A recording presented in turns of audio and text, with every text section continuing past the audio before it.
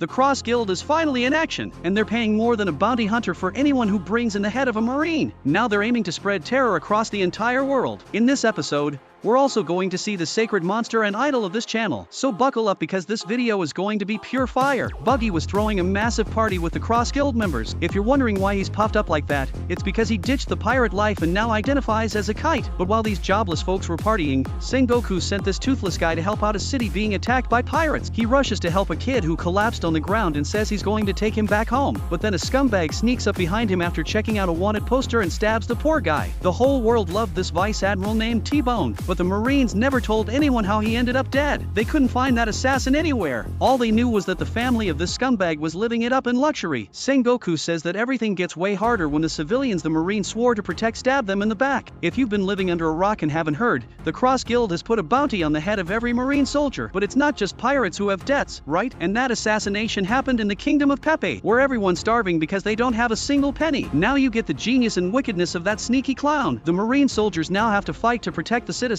fearing they might become toast at any moment, so they need to take down this Cross Guild as quickly as possible. Hina, the hottie, arrives at the Marine HQ, and literally, everyone starts drooling over her. Helmet Head asks if she knows where Garp has gone, and she tells him the old man went on a trip to Pirate Island to save the boy Kobe. Four Eyes freaks out, and Granny Tsuru even more, when she finds out that her granddaughter went along, the one who enjoys whipping poor folks. How did they just decide to go to Hakinosu out of the blue? Got nothing better to do, so I'll just swing by this island where everyone wants to cut my throat. Why not, right? Meanwhile, back at Buggy's circus, he's meeting this dude with a face like a butt who crossed the seas to get to him. The clown says the underworld bosses are very pleased with what he did because, of course, he's the one who stabbed the vice admiral. The guy thanks him for sending money to his family, who were starving, and Buggy tells him that now the Marines will do anything to get his head, but that's better than watching his family starve. However, the clown tells him to relax because now he's going to become a pirate with the Cross Guild, and he'll be safe. Of course, the guy didn't want to become a pirate. After all, he's a good citizen, or at least he was, but it's either that or becoming mincemeat. Usopp's brother arrives shouting that the Great Cross Guild ship is finally ready. Buggy goes to check it out, all smile. He calls for Daddy Mihawk and Croco Boy, but Buggy's heart nearly jumps out of his chest when he sees the atrocity they've done. They've put Buggy's face right on the ship's prow. But, of course, those two little devils weren't happy about it, even though Buggy himself said, "Relax, I've got the best shipwright in the world." But in the end, it turned out to be this piece of junk, so Crocodile drags him to the torture chamber to teach him to stop screwing up. The clown was just a wreck, hoping they'd just end it once and for all. Crocodile says they're finally getting the recognition the Cross Guild deserve. They're making the Marines desperate, not knowing what to do, but they still need more power to strike fear across the world. But Buggy interrupts Croco Boy and shouts that they need money and power. Right, but the boss tells him to shut up if he doesn't want to be buried alive. Then, the clown forgets that he still cares about living and tells them to kill him already. He says they don't deserve to be called pirates because their goals are way too small. Hawkeye asks if he's lost his mind, but the clown says they were the ones who got rattled because as soon as Shanks started making moves, they went on the offensive. He claimed that he and Shanks were crewmates on the Pirate King ship, and he only missed the trip to Laugh Tale because he had a bad case of hemorrhoids that day. He even gave up on his big dream of becoming the next Pirate King because Shanks gave up on searching for the One Piece after Roger kicked the bucket. Young Shanks even invited him to join his crew, but, of course, the clown didn't want to be his subordinate, so he stormed off, all pissed. But now the red-haired finally got his act together and decided to go after the One Piece. Buggy tells those two devilish lackeys to show more respect because he's on the same level as Shanks. This court jester has been beaten so much his brain stopped working, as if Shanks would be dangling like a keychain right now. Then the madman goes all out and says he's going to be the Pirate King. If they need money and power, Daddy's got you covered. But Mihawk slices that ridiculous ship in half,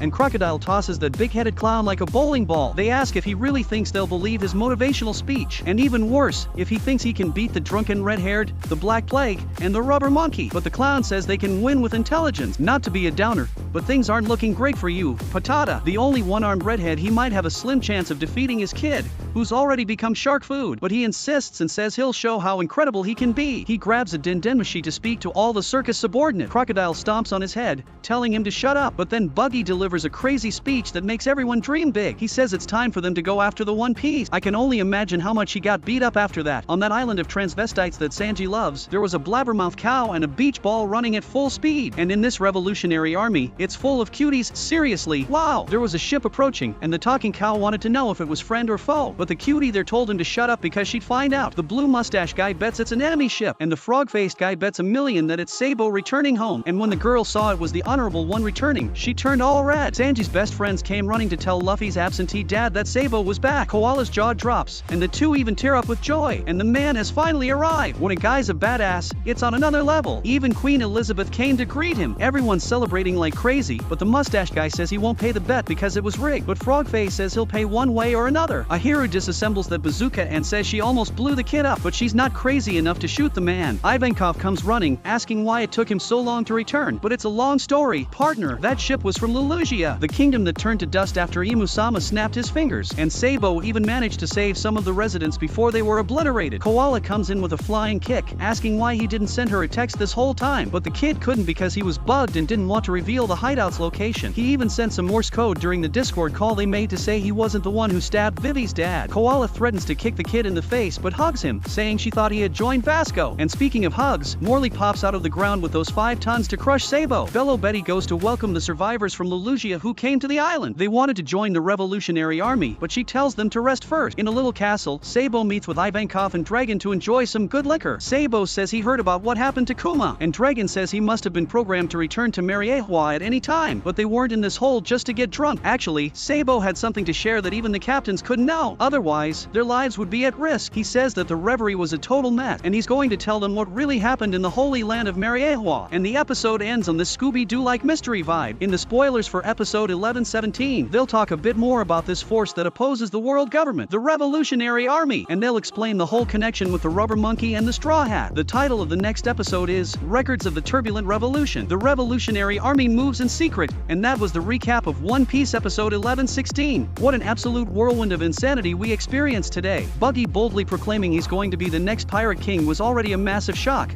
but then that bombshell at the end, whoa, what in the world is Sabo about to reveal that's meant to stay under wraps? We saw every single type of faction come into play this episode, and now I'm dying to know, if you had the power to choose, would you rather be a pirate, a marine, or a revolutionary? As for me, I'd totally join the Revolutionary Army. There's nothing I'd enjoy more than taking down those despicable world government scumbags with a good, solid punch. They're nothing but a bunch of rotten, corrupt officials. If you had a blast watching this video, don't forget to smash that like button and subscribe. Help us hit 1 million subscribers by the end of the year. We're just 999,300 subscribers away. I've got total faith in us. Huge thanks for sticking around till the end. That's all from me for now. Can't wait to see you in the next one. Peace out.